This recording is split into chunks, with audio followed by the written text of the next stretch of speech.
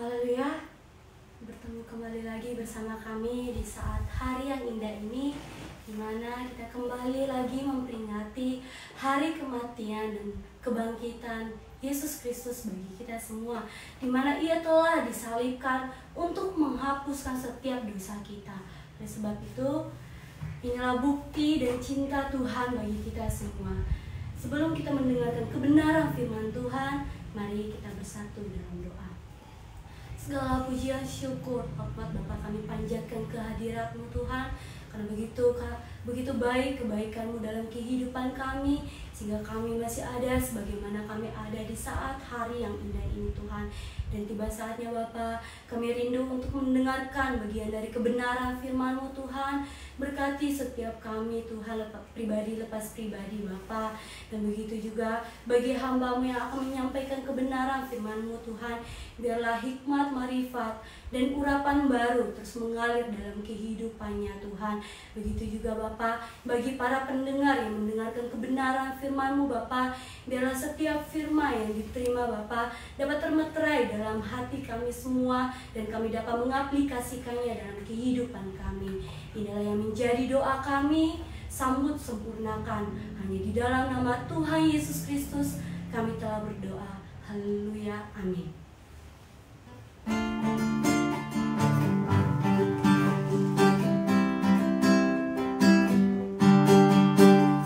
Yesus disalibkan karena cintanya kepadaku, kepadamu. Yesus disalibkan karena cintanya, dosa dihapuskan. Yesus disalibkan karena cintanya kepadaku, kepadamu. Yesus disalibkan karena cintanya, dosa dihapuskan. Sungguh heran darahnya Yesus, sungguh heran darahnya Yesus. Kuasa iblis dihancurkan olehnya. Sungguh heran darahnya Yesus, sungguh heran darahnya Yesus, sungguh heran darahnya Yesus. Kuasa iblis dihancurkan olehnya. Sungguh heran darahnya Yesus, kuasa iblis dihancurkan olehnya. Sungguh heran darahnya Yesus, kuasa iblis dihancurkan olehnya. Sungguh heran darahnya Yesus.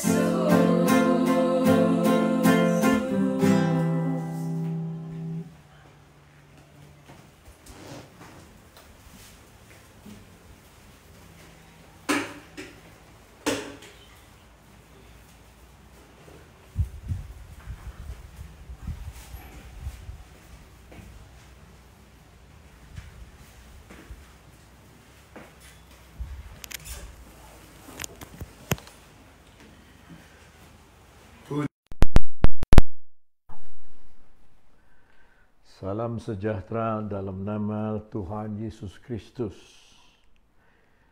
Pagi hari ini adalah Jumat Agung. Kita memperingati, ya, bukan berarti Yesus mati hari ini. Yesus sudah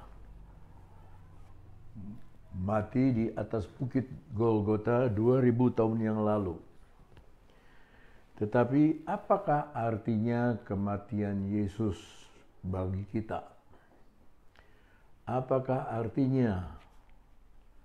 Sebab yang mati di salib bukan hanya Yesus, banyak sekali. Ratusan orang yang disalib. Ya, tetapi apa artinya salib bagi kita?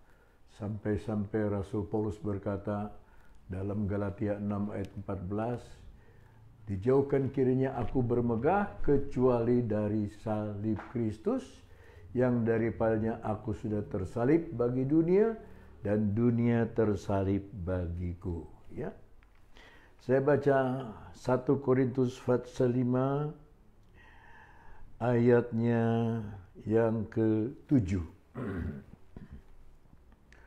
Buanglah ragi yang lama itu, supaya kamu menjadi adonan yang baru.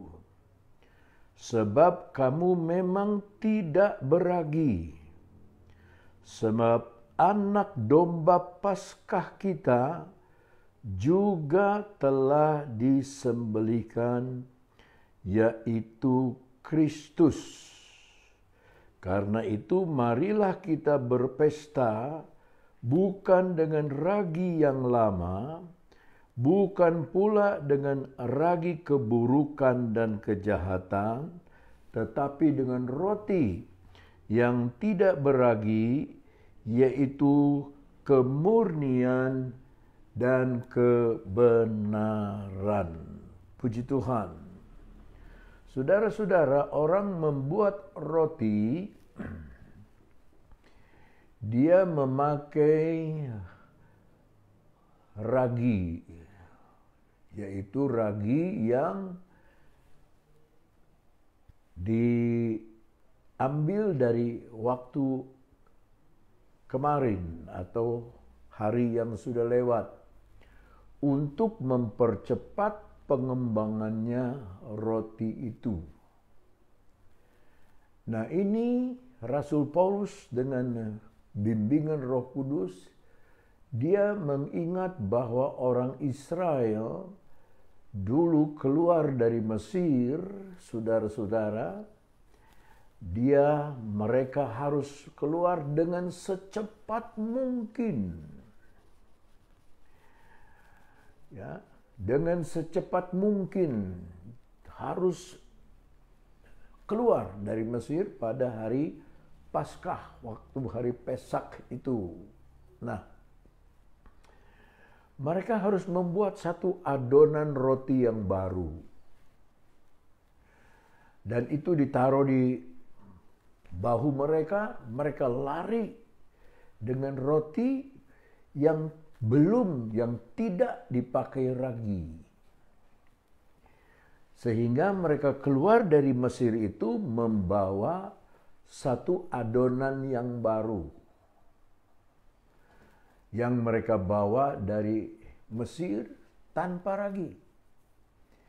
Dan mereka merayakan Paskah di luar Mesir dengan roti yang belum diberi ragi itu, karena adonannya baru. Dengan bimbingan Roh Kudus, Rasul Paulus menggambarkan bagaimana kita hidup sebagai orang Kristen sekarang. Bukan terus kita mengingat 2000 tahun yang lalu Yesus mati di atas Golgota, tiap tahun kita berulang-ulang memperingatinya, tetapi yang dikatakan oleh Paulus ini, buanglah ragi yang lama supaya kamu menjadi adonan yang baru. Ragi yang lama itu di Mesir tidak dipakai. Dan orang Israel itu membawa adonan yang baru yang belum diapa-apakan keluar dari Mesir. Itu digambarkan oleh Paulus, kamu menjadi adonan yang baru. Sebab memang kamu tidak beragi. Karena orang Israel keluar dari Mesir itu tidak bawa ragi. Tidak bawa ragi dari Mesir. Mereka keluar dan merayakan Paskah dengan bawa adonan yang baru yang tidak ada raginya. Lalu dikatakan lebih jauh, sebab anak domba Paskah kita juga telah disembelih, yaitu Kristus Yesus. Dia bawa pengalaman dari keluaran orang Israel dari Mesir kepada kehidupan 2000 tahun yang lalu. Bahwa Kristus Yesus mati di salib itu, dialah domba Paskah itu. Seperti kemarin saya katakan, Yohanes Pembaptis menunjuk Yesus dan berkata, lihatlah anak domba Allah yang mengangkut dosa seisi dunia ini. Jadi orang Israel keluar dari Mesir tanpa membawa ragi, mereka merayakan Paskah di luar Mesir dengan adonan yang baru. Lalu dikatakan oleh Paulus di sana, sebab anak domba Paskah kita juga telah disembelih. Bahasa Inggris bukan disembelih, dikorbankan. Karena Christ, our Passover, was sacrificed for us. Sudah dikorbankan bagi kita. Nah, di dalam hari raya orang Israel ada 7 hari raya Israel. Dari 7 hari raya Israel itu dibagi 3 besar. Yang pertama Paskah, Pesak. Ya. Yang kedua Pentakosta.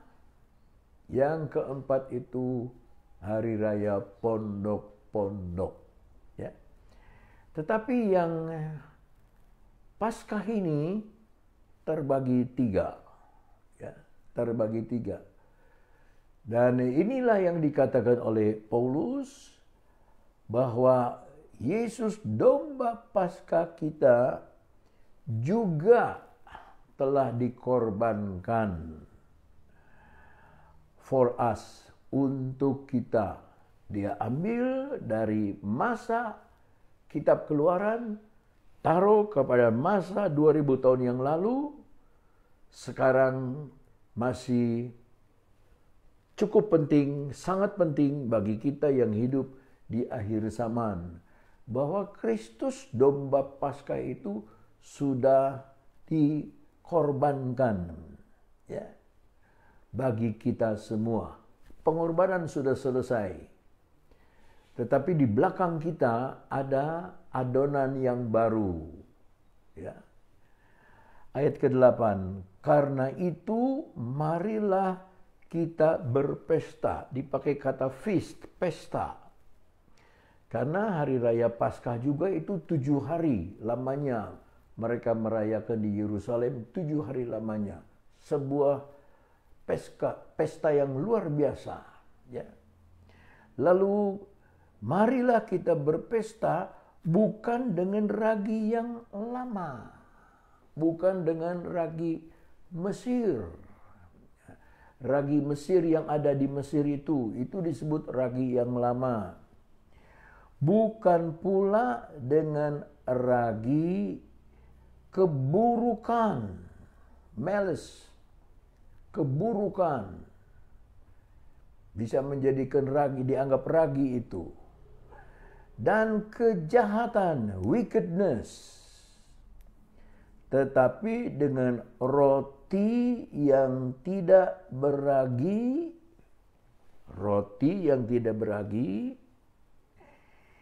yaitu kemurnian dan kebenaran. Roti yang tidak beragi juga berbicara tentang gereja Tuhan yang luput, yang lepas dari ragi-ragi yang lama. Ada beberapa ragi dari Alkitab. Yang pertama ragi orang Farisi, kemunafikan, ragi orang Herodiani, kehidupan bermewah-mewah, ragi orang Saduki, tidak percaya adanya kebangkitan, dan ragi Korintus, yaitu perzinahan dan perpecahan. Nah, kata Paulus, kita harus merayakan Paskah, kebaktian kematian itu, bukan dengan ragi yang lama.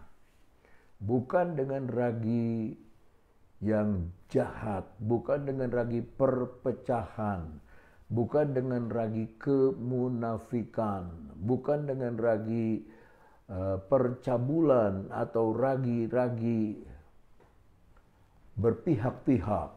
Saya pihak sana, saya pihak sini, saya pro sana, saya pro sini. Tidak, tetapi sama sekali kita menjadi gumpalan roti yang tidak terpengaruh oleh ragi yang lama, oleh ragi yang sudah kita lewati ini. Ya, tetapi dengan roti yang tidak beragi, yaitu kemurnian dan kebenaran. Kemurnian dipakai kata sincerity, kesungguhan. Saya mau pakai Yudas, saudara-saudara. Yudas ini 3,5 tahun menjadi murid Yesus. 3,5 tahun bukan waktu yang pendek. Yudas melihat Yesus mengadakan mujizat 5 roti 2 ikan mengenyangkan 5.000 orang. Yudas arti namanya saja terpuji. Yudas, saudara-saudaraku, dia dipercaya untuk menjadi bendahara. Bendahara keuangan dari Yesus dan murid-muridnya. Tetapi dia kena ragi, yaitu ragi tidak sungguh. Ya, tidak sungguh-sungguh ikut mengiring gurunya.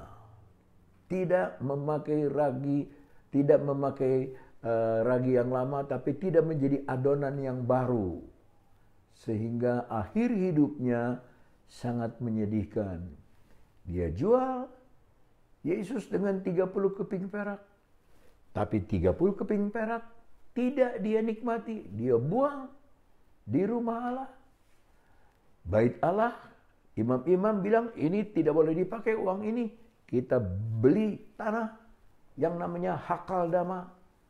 Karena Hakaldama artinya tanah darah. Karena diambil karena dijual, diambil uang itu karena darah Yesus. Nah, saudara-saudara, di dalam Yesus memikul salib ke Golgota, dia tidak tahan, tidak kuat memikul salib itu. Lalu tentara-tentara Roma memaksa satu orang, Simon orang Kirene, untuk memikul salib. Simon orang Kirene ini orang dari Afrika, orang berkulit hitam. Dia agak ragu untuk memikul salib Yesus sebab salib itu sudah penuh dengan darah dan keringat yang keluar dari tubuh Yesus. Tetapi salib waktu zaman dulu itu kurang lebih antara 120 kilogram beratnya kayu itu. Jadi hanya orang sehat bisa pikul itu. Sedangkan Yesus sudah dipukuli sejak tadi malam. Ya, diludahi, ditarik janggutnya. Dan semua yang disalib waktu itu, saudara, telanjang. Jadi Yesus mati dengan keadaan yang sangat dipermalukan. Maka saudara-saudara, ketika Yesus disalib bersama dengan 2 penjahat yang memang layak disalib, genaplah apa yang dikatakan oleh Yesaya 53 bahwa dia disalib di antara orang-orang yang jahat. Nah, disalib di atas bukit Golgota yang artinya bukit tengkorak. Karena di sanalah orang yang disalib dibiarkan mati, dagingnya dimakan oleh burung-burung di udara. Oleh burung bangkai. Tetapi hari-hari ini, saudara-saudara, kita memperingati kematian Yesus seluruh dunia dengan agak sedikit prihatin. Karena sedang di dalam wabah.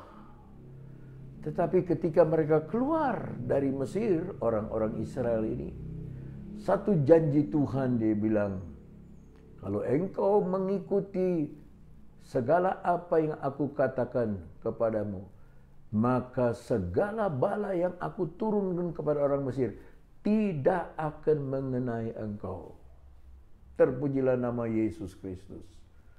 Saudara-saudara, apakah saudara sudah menjadi roti dengan adonan yang baru, yang belum ditaruh ragi hari yang kemarin, ragi yang akan membuat kita menjadi khamir, tetapi kita adalah adonan yang baru. Pergi keluar dari Mesir, meninggalkan dunia ini, ya, sehingga ketika Yesus dihancurkan badannya, ketika dia mengambil perjamuan terakhir, dia ingin makan perjamuan terakhir. Murid-murid tidak tahu bahwa itu adalah perjamuan terakhir. Dibikin juga di loteng yang tinggi. Ketika habis makan, dia mengambil roti. Roti yang tidak beragi. Yang dia ambil itu roti. Lalu dia berdoa. Setelah berdoa, roti itu dipecahkan. Ketika dipecahkan, Yesus tidak bilang, inilah roti. Tapi dia bilang, inilah tubuhku. Yang dihancurkan, dipecahkan karena kamu. Makan, seberapa banyak kali kamu makan, memperingati kematianku. Ingat saudara, Yesus tidak suruh kita merayakan kelahirannya. Yesus suruh kita mengingat kematiannya. Dia bagikan roti. Inilah tubuhku yang dipecahkan karena kamu. Makan seberapa banyak kali kamu makan. Orang Kristen pada zaman Rasul Paulus itu bikin perjamuan Tuhan seminggu sekali. Tapi waktu kegerakan Roh Kudus turun di hari raya Pentakosta, mereka mengadakan perjamuan di rumah-rumah mereka. Sekarang seperti sejarah kembali kepada Kisah Rasul pasal 2. Kita kebaktian tidak di satu bangunan, tetapi di rumah-rumah kita masing-masing. Kita memegang roti, memegang cawan di rumah kita masing-masing. Sama seperti Kisah Rasul pasal 2, mereka setiap hari memecahkan roti di rumah masing-masing. Lalu dia bagikan anggur. Dia bagikan anggur, dia tidak bilang inilah anggur. Inilah cawan perjanjian dari darah Kristus. Seberapa banyak kali kamu minum, maka engkau mengingat kematianku di dalam darah Kristus. Mari saudara-saudara, kita akan akhiri kebaktian ini dengan perjamuan Tuhan. Siapkanlah roti yang saudara sudah siapkan, anggur yang saudara sudah siapkan. Mari kita dengar dulu firman Allah bersama-sama. Kita tundukkan kepala dan kita akan pegang roti di tangan kanan ini. Bapa surga, kami datang kepadamu. Pada Jumat Agung ini kami mau mengingat penderitaanmu, kesukaranmu, salibmu yang mempermalukan engkau demi kami. Tuhan, kami mau merayakan keluarnya kami dari dosa, keluarnya kami dari dunia, keluarnya kami dari Mesir dengan roti yang tidak beragi. Karena engkau sebagai domba Paskah sudah dikorbankan bagi kami. Dalam nama Yesus kami sudah berdoa. Haleluya. Amin. Peganglah roti di tangan kanan saudara. Saya mau berkata-kata lebih dulu. Setelah makan, Yesus mengambil seketul roti, mengucap berkat, memecah-mecahkannya, lalu membagi-bagikan kepada murid-muridnya sambil berkata, inilah tubuhku yang dipecahkan karena kamu. Makanlah seberapa banyak kali kamu makan, memperingati kematianku sampai aku datang kembali. Mari kita makan bersama-sama dalam nama Tuhan Yesus Kristus.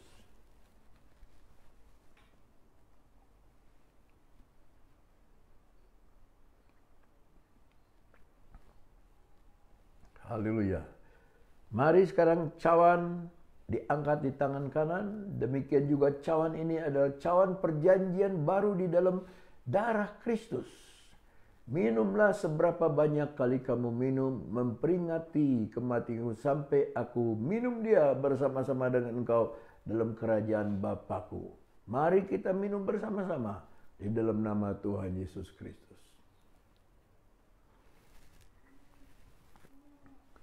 Darahnya amat kuasa, sucikan dari dosa, lepaskan segala susah, darahnya tebus saya. Sekali lagi, darahnya amat kuasa, sucikan dari dosa, sucikan dari dosa, lepaskan segala susah, darahnya tebus saya. Sungguh heran darahnya Yesus, sungguh heran darahnya Yesus. Sungguh heran darahnya Yesus. Kuasa iblis dihancurkan olehnya. Sungguh heran darahnya Yesus. Izinkan saya berdoa untuk saudara. Terima kasih Tuhan, kami sudah mengingat dan merayakan kematian Tuhan di atas bukit salib 2000 tahun yang lalu. Terima kasih Tuhan, semua yang mengikuti perjamuan Tuhan, yang di Jakarta maupun di Cianjur, maupun di mana-mana tempat, Engkau berkati dengan berkat yang berkelimpahan. Mereka menjadi satu adonan yang baru, tanpa ragi yang lama, tanpa kejahatan, tanpa keburukan, tetapi dengan kesungguhan dan dengan kebenaran. Terima kasih Tuhan, terima kasih. Kami alaskan doa kami hanya di dalam nama Tuhan Yesus Kristus, Juru Selamat penebus kami yang hidup dan setiawan. Haleluya. Amin. Sekian renungan firman Allah. Sampai ketemu nanti sore jam 5. Tuhan Yesus memberkati. Amin.